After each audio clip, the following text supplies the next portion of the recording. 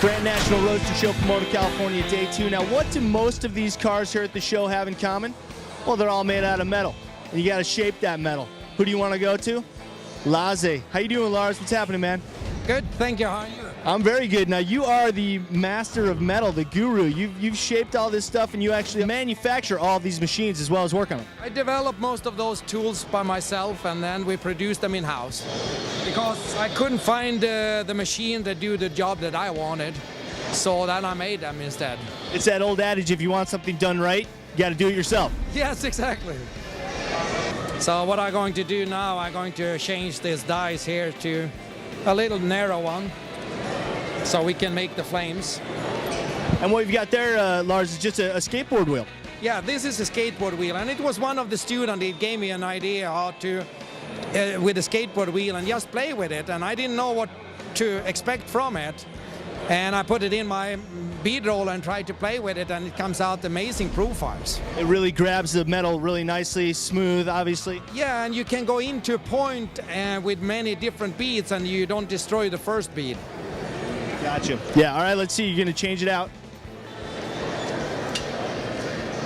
So here you can see the combination that I put in there now. So they are set up, so they are little offset there. Now you can see what happened there. And if I go to that point, stop there, turn the sheet around, and do it like this instead.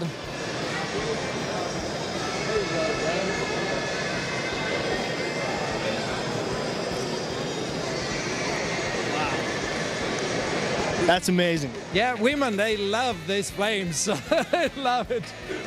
It's just a proven method of picking up the chicks, right? Work a little metal. Exactly. Now, Lars, how long have you been working with metal? Obviously a long time. Oh, I started, I saw my first hot rod when I was about 8 years old.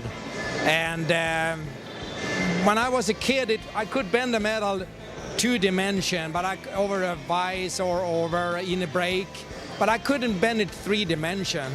So I asked myself, it must be another way to do it instead of making dies, female and male die, and stamp the pieces. It must be possible.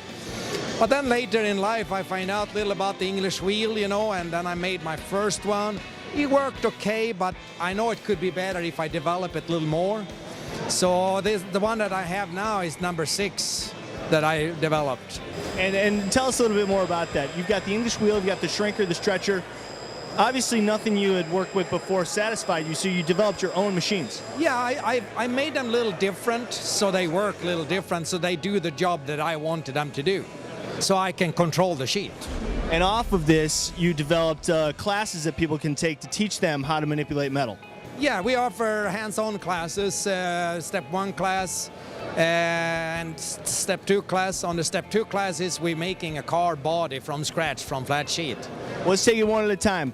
I'm a novice when it comes to working with metal. I know nothing about it. I'm going to come to you and take your step 1 class. And what do I learn in that class? You learn how to make a rear quarter panel and a cowl panel and a door skin for 33, 34 Ford. They're making a motorcycle fender because it's very good practice in the English wheel and the shrink and the stretcher. They're making aluminum scoop, and they can make a 32 Roadster dashboard. And that's what they're making in 3 days, one person. Okay, so step 1 class is 3 days. Now I've graduated to step 2 class. That's a 5-day course. What do I do there? Then we're making, I'm teaching them how to do the layout so they know how to start a project. And I also teaching them how to use the templates that we're using so we can make left and right side symmetrical. So if one person making a cowl panel for a 32 Roadster, for example, they're making left and right side in the same time. So when they go to the wheeling machine and wheeling it there, they're wheeling the same amount on both sides in the same time. When they are done with the wheel, they go back to the bead roller and do the same thing on both panels there. And then when we have enough panels, we put them together as a car body.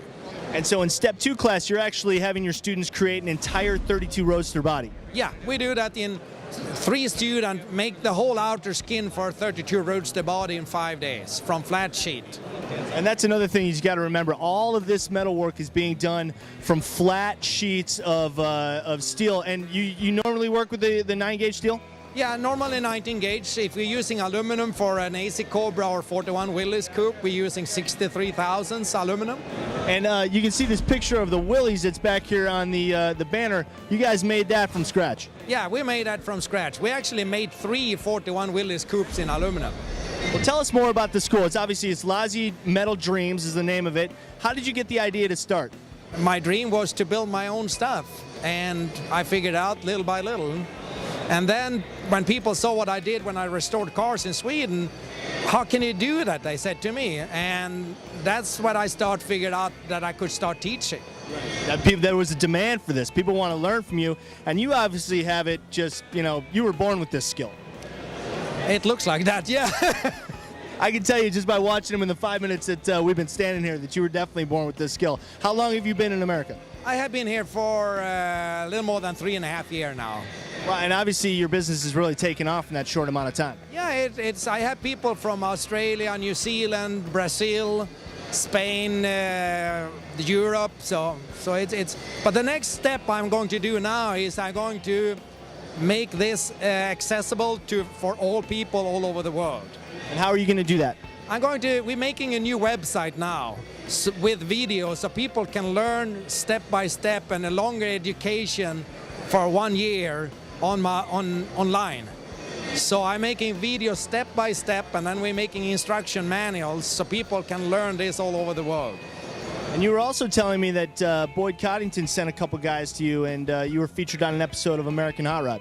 Yes, that's true, yeah. He sent 2 of his guys up to my class end of '06, and it was sent on TV April '07.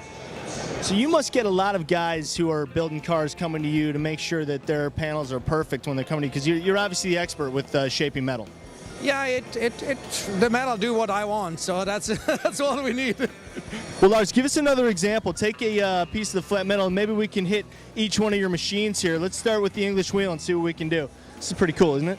Of course, this is a Lazze developed machine right here. You made this yourself. Tell us what makes your English wheel a little bit different from the traditional one. The difference is that on all English wheel you have 2 solid wheels. You have one on the top and one on the bottom. And what you want the wheels to do the job on the sheet. But if the frame is too weak, so the frame flexing, the energy that should go down on the sheet and do the job to shape the metal, it goes out in the frame instead, so you're losing the power. This machine and this frame is so strong, so it doesn't flex, and it's go down and do the job. That's why we can make the car so fast on the classes. So all the energy remains contained within the wheels and not in the frame. Exactly. All right, what are you going to do here with this piece of metal? I'm going to make this little wheel this back and forth. And most people, when they're using an English wheel, what they do, they hammer it out rough in a sandbag so it looks like a potato bag. And then they go to the English wheel and try to fix it. For me, that's hard to understand, because why destroy it first and then try to fix it? Seems like an unnecessary step. Exactly. So, and my English was really bad long time ago, so I didn't understand what I read in some magazine that I should use the sandbag. So I thought that I should do forming in the English wheel. My English, I didn't understand it. So I didn't find out about that until the first class over in the United States. And the first student that took my class, they said, "Where's the sandbag now when we're going to make this motorcycle fender?" And I said, "Why should we use that?" And they said, "Yeah, that's the way to do it," they said. And I said, I thought that I was totally wrong, and maybe my machine was totally wrong, my technique was wrong. So the worst thing that could happen is that I must send the machine back to Sweden and pay them the money back. So, but then I said to them, now we do it exactly the same as in Sweden, and then we see if you like it or not. And they loved it. And obviously it's a proven technique. All right, let's see what you can do.